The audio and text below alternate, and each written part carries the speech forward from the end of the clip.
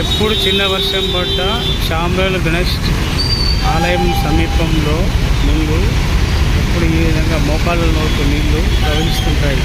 ఈ విషయంలో గతంలో కూడా అధికారులకు ప్రజాప్రతినిధులకు చెప్పినప్పుడు చర్యలు చేపడుతున్నారు, కానీ శాశ్వతమైన చర్య చేపట్టాలని చెప్పేసి వాళ్ళు ప్రజలు కోరుతున్నారు. ప్రతి చిన్న వర్షం పడ్డానికి కూడా ఇక్కడ మోకాళ్ళకు వాటర్ వచ్చి వాహనాలు ప్రజలు నానా ఇబ్బందులు ఎదుర్కొంటున్నారు. ఇప్పటికైనా అధికారులు స్పందించి ఈ వ్యవస్థను నీరు శాశ్వత వెళ్ళేందుకు శాశ్వత పరిష్కారం చేయాలని పలువురు వాహనదారులు ప్రజలు సామాన్యులు ప్రజలు కోరుకుంటున్నారు. గతంలో కూడా ఇదే పరిస్థితి, ఎప్పుడు వర్షం పడ్డా కూడా ఈ పరిస్థితి నెలకొంటుంది. అయితే ఇక్కడ గత కార్పొరేటర్ కూడా ఏదో ప్రయత్నం చేసినప్పుడు ఫలితం లేకుండా పోయింది.